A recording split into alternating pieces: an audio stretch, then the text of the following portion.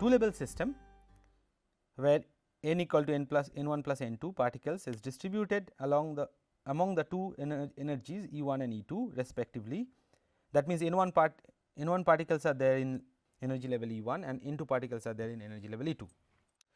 The system is in contact with a heat reservoir at temperature T. If a single quantum emission into the reservoir occurs, population changes from N2 to N2 minus 1 and N1 to N1 plus 1, which means it goes from N2 to N1 rather, and N1 is much larger than 1, N2 is much larger than 1. Obtain an expression of the entropy change of the two level system, the reservoir, and finally, from A and B derive the Boltzmann relations between N1 and N2. Okay. Problem number 19. So, this is a two level system E1 and E2, there are N1 particle and N2 particles, and suddenly it goes to N2 minus 1 and here we get N1 plus 1. This is the process that quantum emission is talking about. Now, question is obtain an expression for the entropy change of the system. So, the entropy of this previous system, let us say it goes from A to B. So, entropy of the system A can be written as S A, which is nothing but K B ln W A, where W A is total n, which is n factorial, by n 1 factorial and n 2 factorial, where do we know that n 1 plus n 2 equal to n. Entropy of S B is K B ln W B, where it is n factorial again by n 1 plus 1 factorial and n 2 minus 1 factorial, where again n 1 plus n 2 equal to n. Now, what is the entropy difference? Entropy difference delta S is nothing but S B minus S A, which is K B ln n factorial by n 1 plus 1 factorial, n 2 minus 1 factorial, minus K B ln n factorial by n 1 factorial and n 2 factorial. So, therefore, taking K B common, ln we can write as n factorial by n 1 plus 1 factorial, n 2 minus 1 factorial multiplied by n 1 factorial, n 2 factorial by n factorial. This cancels each other and we get n 1 plus 1 in the numerator and n 2 in the numerator, n 2 and here n 1 plus 1. So, that will be the entropy change of the system that we get. And now, we have to see the second part of the question, obtain the next entropy change of the two level system and the reservoir. Second part of the question is that how to calculate the entropy of the surrounding.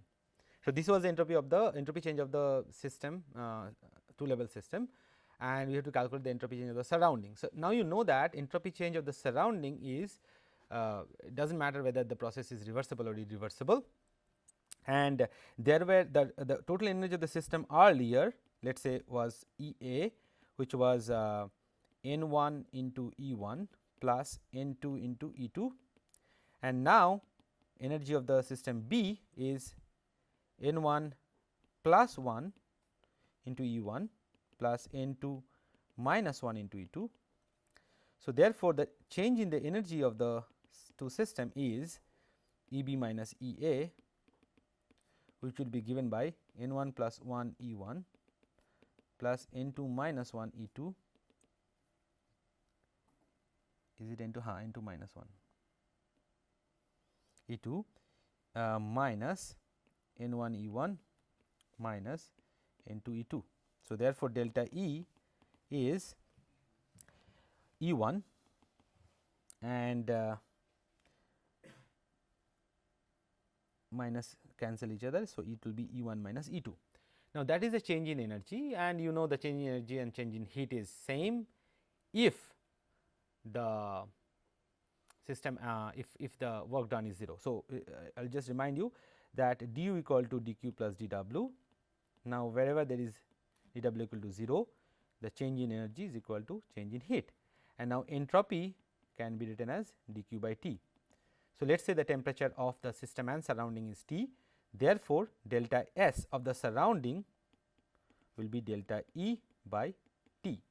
So, that is the okay, by the way. So, this is the energy received, this is the energy change of the system. So, therefore, energy change of the surrounding is E 2 minus E 1. So, it is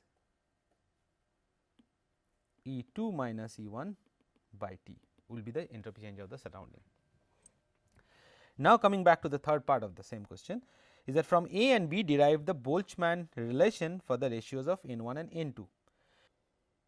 Okay. So, now the third question demands that we need to show the relation between this energy and entropy. Now, you know that the distribution of particles in different levels follow Boltzmann distribution anyway, but here the question demands that we show the Boltzmann distribution itself. But now, for that we have to compare the entropy that we obtained from this energy calculation and also from the calculation of the W's. Now, in order to show the relation between them, we have to assume that the process is reversible, because if we assume that, then only we can say that the entropy change of the system is nothing but E 1 minus E 2 by T. That means, the change in heat by T. If the process is not reversible, remember the delta S is dq reversible by T. It does not matter for the surrounding though. So, that is why for the surrounding this result is okay. However, for the system this result will not be okay if the process is not reversible. So, assuming that the process is reversible, because without assuming that we cannot even do the calculation that is demanded. So, assuming the process is reversible, we can write the entropy as that, and then we have already obtained a relation of entropy as you can see here Kb ln N 2 by N 1 plus 1. So, Kb ln N 2 by N 1 plus 1 is E 1 minus E 2 by T, and therefore, ln N 2 by N 1 plus 1 is E 1 minus E 2 by Kb T. So, therefore, N 2 by N 1 plus 1 is e to the power E 1 minus E 2 by Kb T, and since N 1 much greater than 1, we can write N 2 by N 1 is equal to e to the power minus E 2 minus E 1 by Kb T, and that is nothing but the Boltzmann distribution, where if you remember that N I is proportional to e to the power minus E I by Kb T, and therefore, N I by N j will be to the power minus E I minus E j by Kb T. That is the Boltzmann distribution, which is exactly the one that is on the that is given there.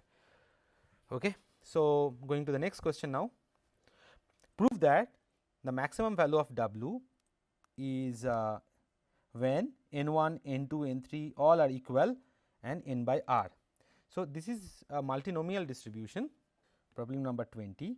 So, this is a multinomial distribution where W can be written as N factorial by N 1 factorial, N 2 factorial, N 3 factorial up to N R factorial. So, there are this N is partitioned into R groups basically. So, if it partitions into 2 groups, then we call it binomial, because there are 2 groups, and if there are like more than 2, then call it multinomial distributions. So, the question asks us to show that these multinomial distributions, when you maximize it, when you maximize the W, the maximum value will correspond to N 1 plus N 2 and N 3 all as equal to N by R. Now, how do we approach that particular problem? So, we have already derived the case of W when or maximized W when we had a constraint of total energy and total number of particle, but in this case there is no energy constraints present and only the constraints of particle present. So, here we have to maximize W under the constraint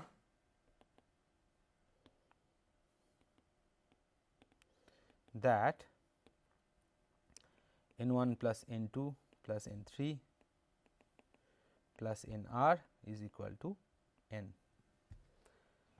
So, let us do that. So, W is n factorial by product of I equal to 1 to R n I factorial. So, we have to maximize W, ln W, and the sum of n I is n, where I goes from 1 to R. That is the constraint that we have to satisfy. So, as you know in our derivations when you did that, so we have to maximize ln W. So, we have to do del n I under the constraint alpha, that sum over n I is going to 0. So, as you know that alpha is a Lagrange multiplier, Lagrange undetermined multiplier. We have to determine the value of alpha such that this quantity holds. So, we are maximizing the W, however, we are constraining the value of n I.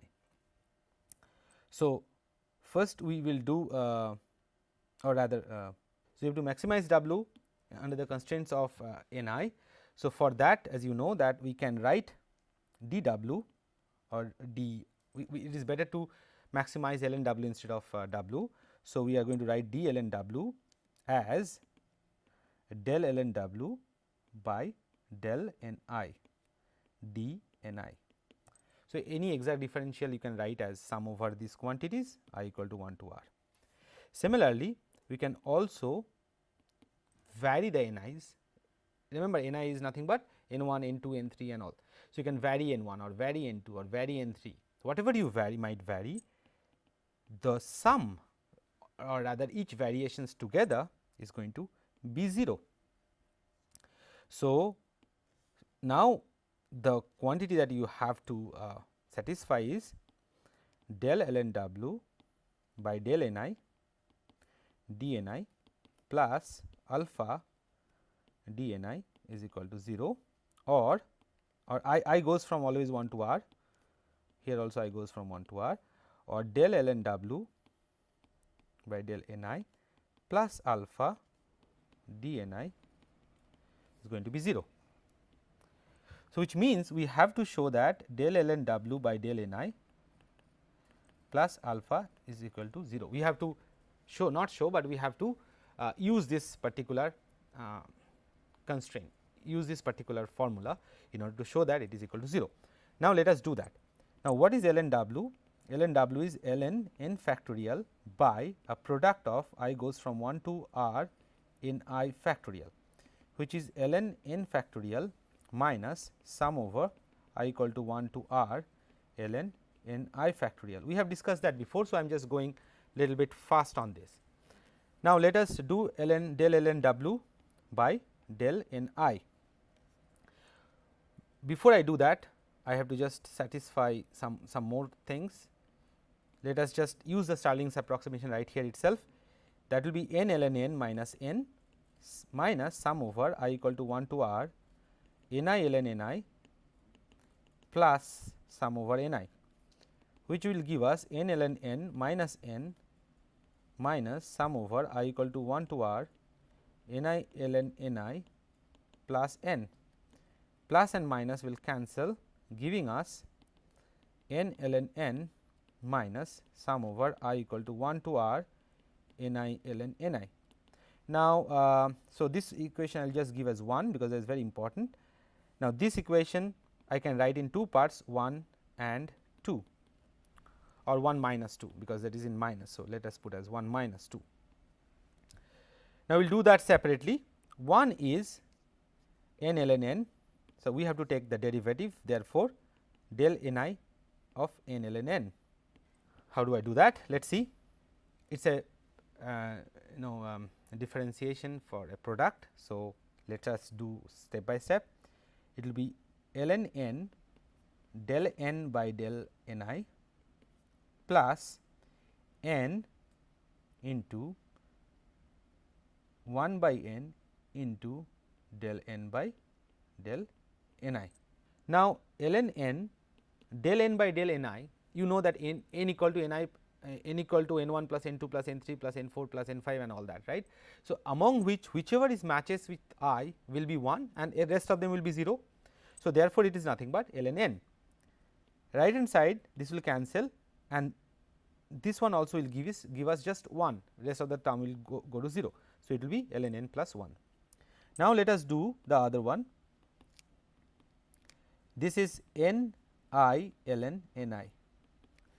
Now, in this case we can write the sum, because I is a dummy variable, we can write the sum as j itself instead of I. Let us write as j, because that will be helpful. Now, we are going to do the derivation of that, and that will give us sum over j equal to 1 to r. So, del ln nj del nj by del ni plus nj, then I have to take the derivative of ln nj. So, it will be 1 by nj and again del nj by del ni, and the sum is over the whole thing. Then j equal to 1 to r ln nj. Now, this quantity, what will be this quantity? So, you see the j can vary from 1 to r and I am dividing with some particular I, let us say that is 2. So, only when it is del n 2 by del n 2 it will be 1, rest of the time it will be 0. So, it will be just one quantity which is nothing but I. This is typically called Dirac delta Kronecker delta function I j, but we are not going to go into that detail. So, that means the sum will be now replaced by just one term which is just ln n I, plus same thing will happen here also, because here only the ith term will survive, everything else will go, and this is nothing but 1. So, we are going to get just 1. So, remember this is the first term and second term. So, from 1 minus 2 we get ln n plus 1 minus ln n I minus 1, 1 cancels, giving us ln n by n I. Now, this one we got it from this quantity, this particular equation ln w. So, we have maximized ln w now. So, this we have done now, plus alpha equal to 0. Now, we are going to put it back there. Now, that means ln n by n I plus alpha is equal to 0, which is n by n I is equal to minus alpha, or ln n by n I, or ln n I by n is equal to plus alpha, or n I by n is equal to e to the power alpha. Now, we know that if we sum over, so this is nothing but probability. So, if you sum over n I by n, we are going to get 1. So, which means if we sum over alpha, and the sum goes from again 1 to r, 1 to r. If you sum over e to the power alpha, we are going to get 1. So, take the e to the power alpha common, because it is nothing but a constant, it goes from 1 to r, this is nothing but just 1 is equal to 1. So, there are r terms there. So, r into e to the power alpha is 1. So, therefore, e to the power alpha is nothing but 1 by r. Now, coming back here, what you got, e to the power alpha is 1 by r. So, n I by n is nothing but n I by n e to the power alpha, or nothing but 1 by r. So, n I is nothing but n by r, and that proves the result. So, we saw that if there is no energy constraints, then the populations will be equally distributed. If there is an energy constraint, that means apart from alpha there is a beta constraints, then it will become exponential. So, we have done both when there is no energy preference, the population will be equally given, otherwise it will be an exponentially distributed. And we have seen that from exponential distribution, if the populations are equal, it will again go back to. So, we can show that as well. You know that for a Boltzmann distribution, n I by n e to the power minus beta e I by sum over e to the power minus beta e I, or e to the power minus beta e I by q, that we know, right. Now, if all the e's are same, they have the same value. If all e i's are same, let us say e I is equal to e 1 is equal to e 2 is equal to e 3 and things like that, then you know that n I by n, it will be simply e to the power minus beta e by sum over e to the power minus beta e I goes from 1 to r. Now, this is common. So, take it common, e to the power minus beta e to the power minus beta e sum over I equal to 1 to r with 1, that is nothing but 1 by r. That is much easier proof starting from a Boltzmann distribution. but we wanted to do that without knowing Boltzmann distribution, and therefore, we arrived at that value as well. Okay. So, now going to the next question. Consider Stirling's approximation for ln n factorial in the derivation of Boltzmann distribution. What difference would it make if a cruder approximation of n factorial equal to n to the power n is taken? So, now you see that W is n factorial by ni factorial product, we have just seen that. So, ln W is ln n factorial minus sum over I equal to 1 to r ln n I factorial, we have done that, right. Now, here we are going to use both Stirling's approximation and the cruder approximation, I am going to see what happens to ln W. Now, using Stirling's approximation,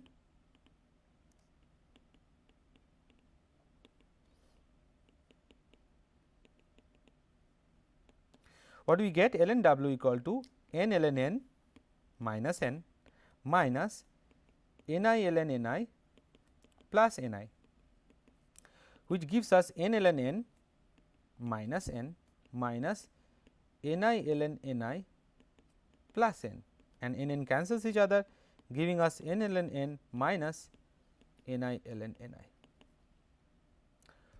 Okay. Now, use crude approximation, which is mentioned here. So, then in that case, we will start from here.